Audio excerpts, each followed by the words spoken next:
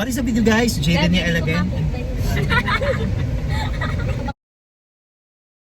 What is up with you guys? Jaden here again and welcome to another video. So for today's video guys, I'm not sure if you're aware already, but yes, I opened a cafe business. Yes, sumusubok tayo maging entrepreneur, maging businessman. Actually, this is my first video about being a cafe owner. The last few days, the last few weeks na busy talaga tayo. Syempre, pag kasi nag-start up ka ng business, medyo marami talaga yung details. Ayan, habang kasama ko yung asawa kong nagagalit. Kasi kanina pa kami naliligaw. We just came home from our training kasi franchise yung pinili ko na maging business. That's because mainly, syempre alam nyo naman, medyo marami tayong ginagawa sa buhay and I don't have the luxury of time to think for a product. Yung parang mag-formulate ka ng mga ganyang bagay. Wala akong oras talaga for that. So I opted to go for a franchise business, which is yung business namin ay Bijo Cafe. Yes, sa Lagro. Yeah, if you're interested to know more about why I decided to have a business. Feeling ko kasi yung mga like finances, how much, magkano yung gagastusin mo no, to own a cafe business. Feeling ko gawan ko na lang siya ng separate video, isang video for that. Kasi yun nga, medyo daming details yun eh. Siguro for this video lang, gusto kong i-introduce sa inyo bakit ako nag-decide na mag-business, ano yung business na pinili ko, i-introduce ko din yan sa inyo, and yung mga ilang information siguro na kailangan nyo malaman no, when you are considering to have a cafe business, no? Especially, no, or particularly yung milk tea and coffee, coffee shop, mga ganyan. So if you're interested to this kind of content, you guys know what to do. Please keep on watching. Syncopates. You're driving me crazy. If you're new to my channel, welcome. If you are here for quite some time now, welcome back in my YouTube channel. I'm doing reviews, reactions, and also vlogs.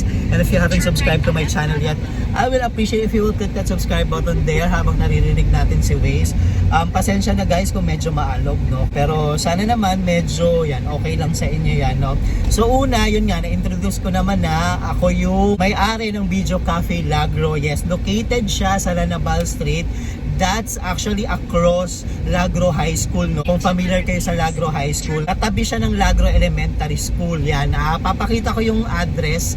Baka interesado kayo guys, no, na bisitahin, no? If you live nearby, pabisita naman. Mag-o-open kami ng August 15. Iba-vlog ko din yan guys. Papakita ko rin dito yung mga numbers or mga kung gusto yung magpa-deliver and all that. Yan, papakita ko yung contact details dyan. And also like our page as well guys. It's Bijo Cafe _Lagro. Yes, kasi medyo marami ng Bijo Cafe. Actually, if I'm not mistaken, 13 branches na siya, no, across the country. So yung Lagro, yun lang yung akin. Yung Lagro lang yung akin guys. Hindi ako may-ari nung lahat no ng branches. Yung Lagro, yun yung akin. So una sa lahat, the very reason why I decided to open a cafe or a coffee shop, milk tea shop, whatever you want to call it. But personally, I call it cafe kasi meron kaming coffee, may milk tea din kami, meron din kaming snacks, no? So you might want to try our products guys, visit na kayo. Una sa lahat guys, matagal ko na talagang pangarap magkaroon ng milk tea business or coffee shop. Matagal na, sobrang matagal na. Meron na nga akong concept eh. Hindi ko na i-share sa inyo yun guys. Sobrang gusto ko talaga yung concept na yun. Pero yun nga kasi nasa stage ako ng buhay ko na wala ako masyadong oras talaga. So, kasi pag sarili mong business, like pangalan mo, no, you have to think for the logo, you need to formulate the pinakatimpla nung kape mo at kung ano man yung gusto mong itinda. So, syempre wala naman akong ganung panahon for that. Kaya, nag-decide na lang ako na mag-franchise ako. Pero, it has been like a desire, no, way back pa na magkaroon talaga ako ng sariling business. Pero na-reinforce lang yan, I think months ago, nung nagtatapos ako ng mga papers ko sa school. Familiar naman kayo, no? Nagpi-PhD ako sa UP Diliman. Merong mga araw talaga, may mga gabi na kailangan ko syempre magtapos ng paper. Napapagastos ako ng malala kasi nag-i-Starbucks ako. Sa isang, alam mo yon, sa isang araw ko, minsan 600 agad, no? Pag ako lang mag-isa. So, parang na-realize ko talaga na ang laki na nagagastos ko for coffee, for milk tea. Tapos milk tea lover din ako. So naisip ko nitong mga nakaraan na kailangan ko na siguro talaga na mag-open ng business. May naipon naman din kahit papaano. Nung nag-research ako, saktong-sakto, nakita ko yung Bijo Cafe. Yes guys, Bijo as in B-I-J-O-U. That's the name, no? Bijo Cafe, no? B-I-J-O-U C-A-F-E. Yes, Lagro branch yung akin. So, nung nakausap ko yung mga may-ari ng Video Cafe, na-impress din talaga ako sa, alam mo yon, artistry nila, sa vision nila. And of course, tinikman ko yung kape nila, nasarapan din ako. Tapos, hindi pa ganun kamahal yung franchise nila kasi starting pa lang sila, pero yun nga, 13 branches na only for 8 months. Imagine guys, kung halos kung 2 years na yung Video Cafe, imagine baka, alam mo yun, 30 na. Yun ang dahilan din kung bakit ako nag-decide na, sige, Video Cafe na. Tapos mabait din yung mga may-ari, si Ma'am Maxine, siya kasi Ma'am Maria. If you're interested guys, if you are looking for a cafe or for a business coffee shop, you might want to consider Video Cafe. Sobrang okay kasi sobrang hands-on yung mga may-ari. So ako, wala naman kasi ako masyadong idea sa business, to be honest. Kasi never ako naging business owner sa buong buhay ko.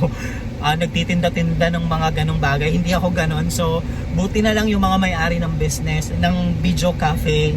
Very hands-on sila. Ultimo pag ayos ng mga papers, hindi ko alam yan. Tinutulungan talaga nila ako. So, hey, if you're someone like me na, alam mo yun, walang idea sa mga business and all that, Video Cafe is really the best option for you kasi nga yun, very hands-on, tsaka patutulungan ka talaga ng mga may-ari. So far, meron na mga branches sa Bataan, sa Chaong, Quezon, meron na rin sa Irod, Quezon City, tapos yung sa akin nga sa Lagro, meron din dito sa Pasig, yung M. Concepcion, meron din sa Cainta, yun, medyo marami na guys. Kaya tingin ko nga, as time passes by, magmamahal pa yan ng magmamahal. Kaya kung gusto nyo talaga na mag-business, this is the perfect time kasi magmamahal pa yan Sige, kung ang tanong nyo magkano ang franchise fee, 125,000. May inclusions yan, but definitely hindi lang yun yung magagastos mo if you open up a business kasi syempre marami ka pa may mga permits pa, syempre you have to rent a place, yung mga ganong bagay. Pero the franchise fee, it costs 125,000. Yan yung pinaka mababa nila na package, Pero ako, kung magiging honest ako guys, nung nag-franchise ako, naabutan ko yung 99,000 lang. Which is, diba, halos 20,000 plus din yung natipid ko. So, ngayon kasi nagmahal na talaga dahil nga, diba, medyo marami na talaga yung branches ng Video Cafe. Nung naabutan ko, parang pang-5 pa lang ako, pang-6, ganon. So yun, naabutan ko siya ng ganon, which is yun, thankful din ako.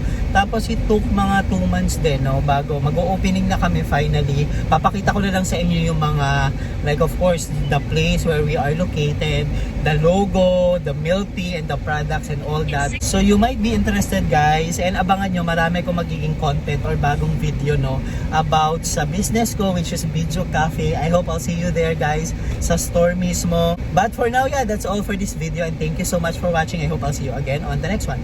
Bye for now guys. Bye bye. The way your body syncopates, you're driving me crazy.